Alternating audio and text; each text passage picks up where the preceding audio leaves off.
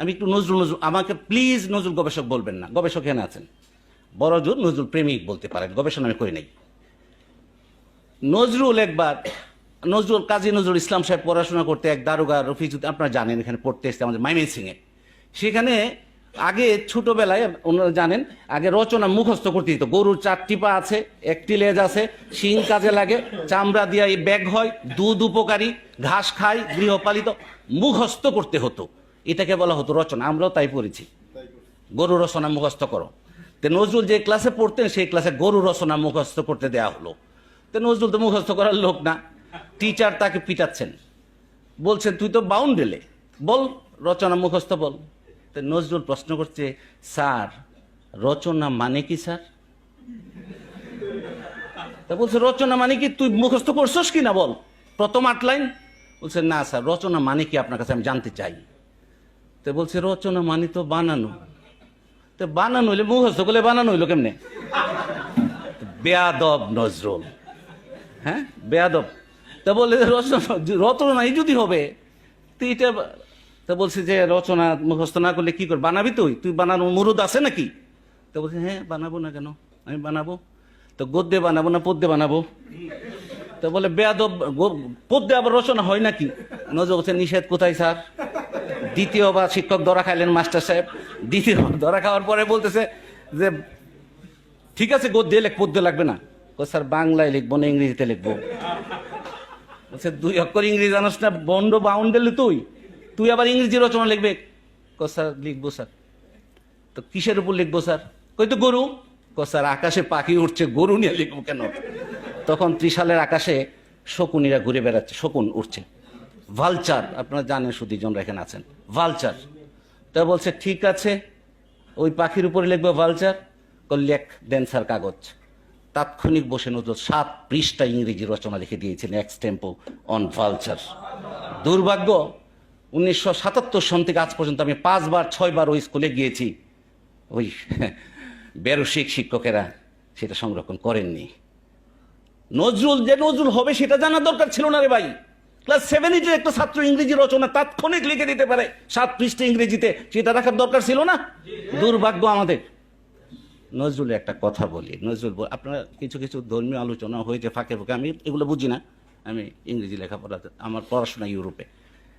এই যে একটু ইশারা বুঝেন তো দেখি, নজরুল বলছেন ফল বহিয়াছ পাউনিক রস, হাইরে ফলের ঝুরি, 1,00,000 বছর ঝর্ণায় ডুবেও রস পাই না কো নুরি।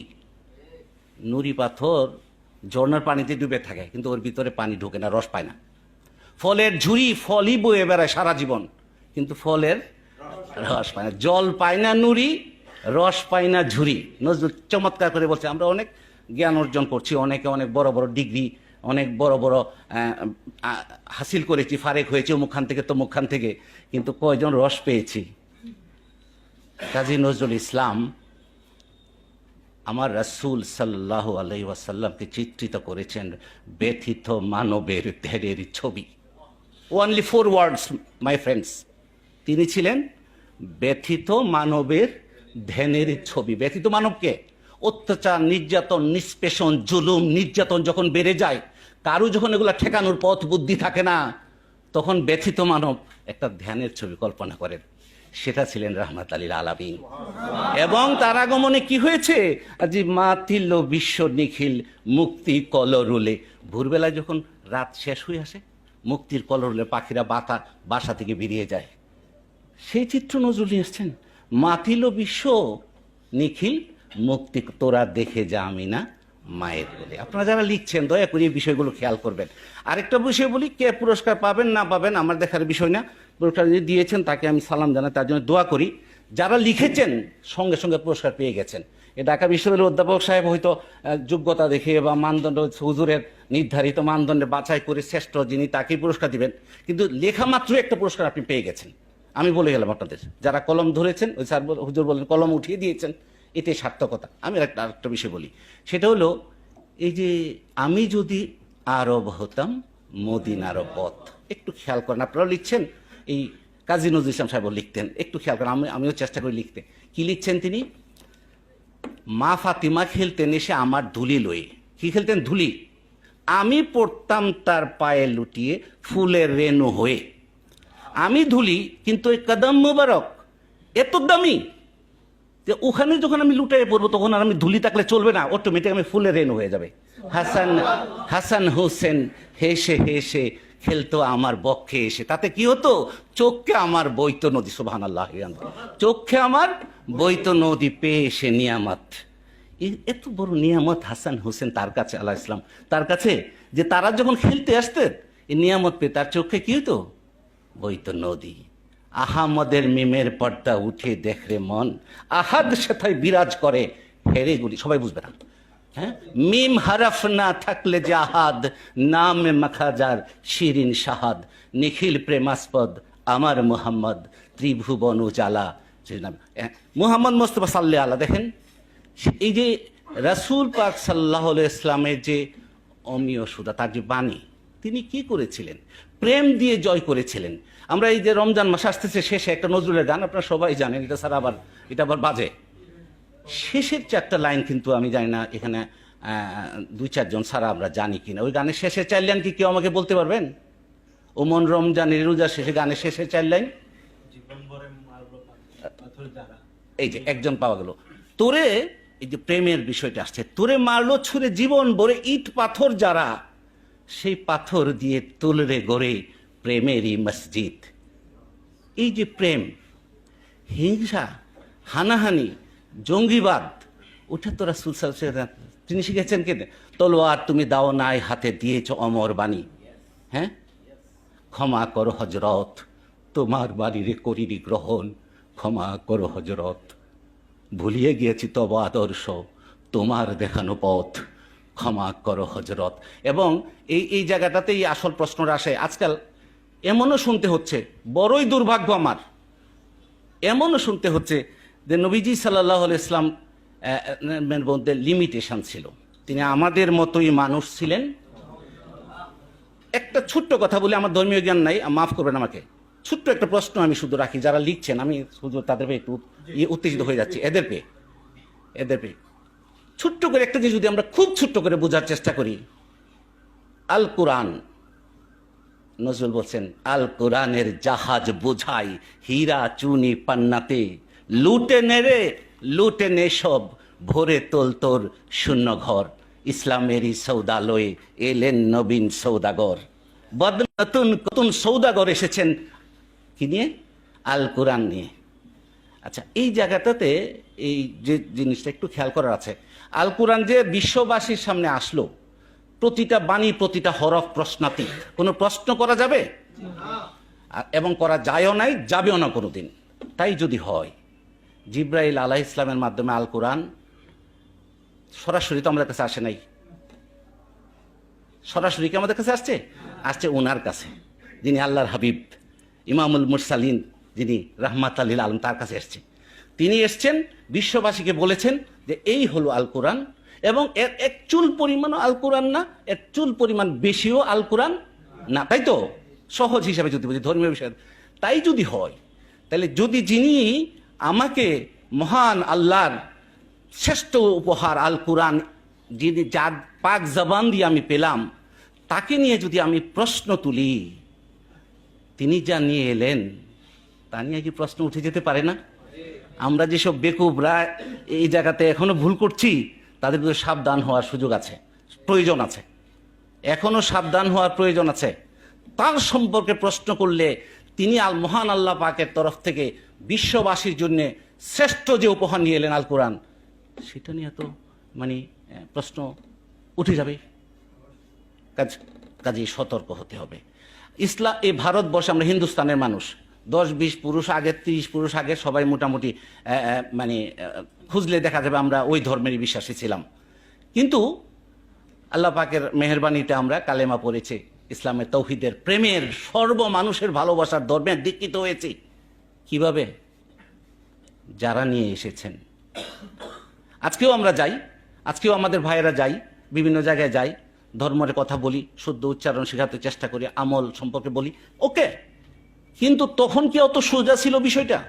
সম্পূর্ণ বৈরী পরিবেশে নিজের জীবনের আরাম আয়েশ ত্যাগ করে যোগাযোগও ছিল না তখন। এখন তো আমরা কয়েকজন মিলে এক জায়গায় গেলাম, সফরে মেহনত করলাম, হয়তো ফায়দা হল, যা যা করি করলাম, ভালো ধর্মীয় জিনিস, ও তো আমি কোনো সমালোচনা করব, ভালো জিনিস, ভালো। কিন্তু তাদের এটা যদি ভালো হয় সেটা তো আরো বেশি ভালো, আরো বড় কুরবানি, আরো বেশি ত্যাগ, আরো বেশি কষ্ট। শাহজালাল ইয়ামিনী রহমতুল্লাহ একে একে যদি বলতে থাকি সারা বাংলার জমিনে, এই হিন্দুস্তানে হযরত, আমার এক বন্ধু বলছে কি জানেন, আমি একবার গেলাম ভারত সফরে আমার পরিবার নিয়ে, বললেন যে কই কই যাবা, তাই আমি বলছি অমুক অমুক জায়গায় যাবো, আর আমি আজমির শরীফে খাজা মাইনুদ্দিন চিশতি সানজারি আজমেরি রহমতুল্লাহ ওখানে একটু ফাতিহার দোয়া পড়বো, দোয়া পড়ে আসবো। ওখানে এই করবা? আরে মানুষ খালি খাজা খাজা করে, খাজারই তো খবর নাই। নাউজুবিল্লাহ। চিন্তা করেন একটা উচ্চ শিক্ষিত মানুষ কি পরিমাণ মূর্খ হতে পারে, সে কি একবার জানার চেষ্টা করেছে কি পরিমাণ মূর্খ? আশ্চর্য। এত এখানে আপনাদের একটু কাজ আছে ভাই, এখানে একটু কাজ আছে। এই যে যারা আল্লাহর দ্বীনকে নিয়ে এলেন, যাদের চোখে পানি ঝরেছে, যারা রাতের রাত ঘুমান নাই, তাদের যে কোরবানি, তাদের যে ত্যাগ, এই বিষয়গুলো কিন্তু লেখায় নিয়ে আসতে হবে, মানুষকে জানতে দিতে হবে। আজকে আপনাদেরকে আমি ইয়ে করি, আরেকটা যদি সুযোগ থাকে, এটা তো একটা ফোরাম, যদি অন্যভাবে সুযোগ থাকে, আমাদের যে ইয়েরা আছে, আমাদের যে মা বোনেরা আছে, যদি কোনো ইয়ে থাকে হুজুর আপনার অন্য কারো দিয়া, তাদের মধ্যেও এটা মানে নিশ্চয়ই ওনারাও সত্যিকার সহি শুদ্ধ জ্ঞান, ধর্মের শুদ্ধ জ্ঞানটা যেন প্রচার প্রকাশিত হয়।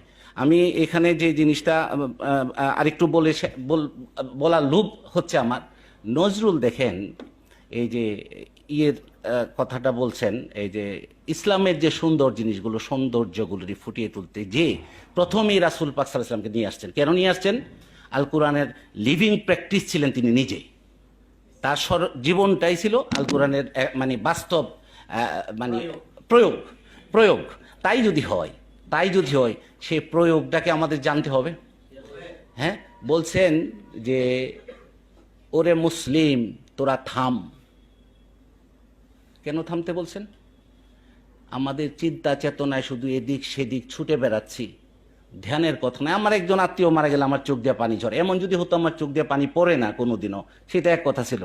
কিন্তু আল্লাহ রাসূল যিনি উম্মত ত্রাণ তব জপমালা, নজরুল বলছেন, কাজী নজরুল ইসলাম বলছেন, রাসূলুল্লাহ সাল্লাল্লাহু আলাইহি ওয়াসাল্লামের জপমালা হলো উম্মত ত্রাণ তব জপমালা।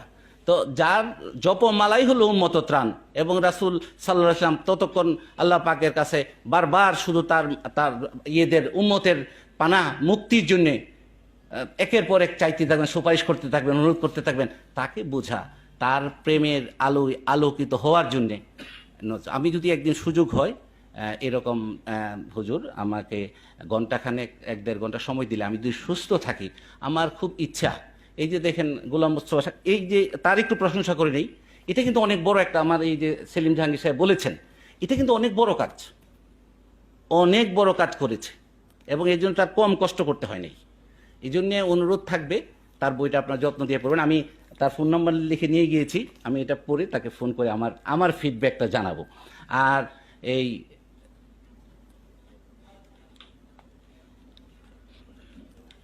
এই যে কোরবানির ব্যাপারটা আছে না, কোরবানির কথা যখন আসছে, তখন কিন্তু মোটামুটি সকলেই কোরবানিটাকে, কোরবানি নিয়া, কোরবানি হলো খুন, কোরবানি হলো হত্যা, কোরবানি হলো বর্বরতা, এরকম লিখে এক ডিসি সাহেব প্রবন্ধ লিখছেন।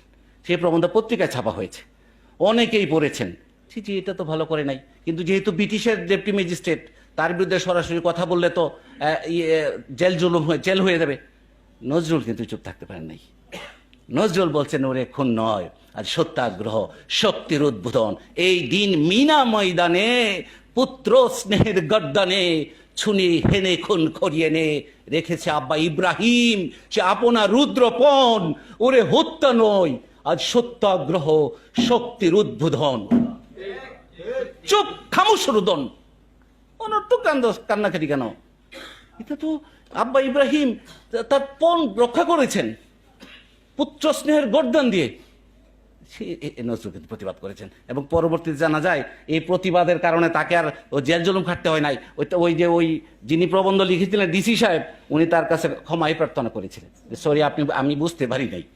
তো এই তো নজরুল।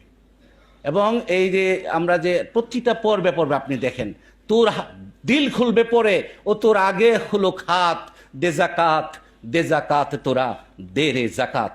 তুই তোর দিল পরে, তোর দিল বলছে যে আমার পরমপতি আল্লাহ পাকের জাত সম্পর্কে দেখেন নজরুল এই যে সূরা ফালাকের যে সূরা ইখলাসের যে ব্যাখ্যা করেছেন, আর অভাব শব্দটা ছাড়া আল্লাহু সামাদকে উনি ব্যাখ্যা করেছেন, আল্লাহ পরম প্রিয়তম মোর, আল্লাহ তো দূরে নয়, নিত্য আমারে জড়াইয়া থাকে, পরম সে প্রেমময়।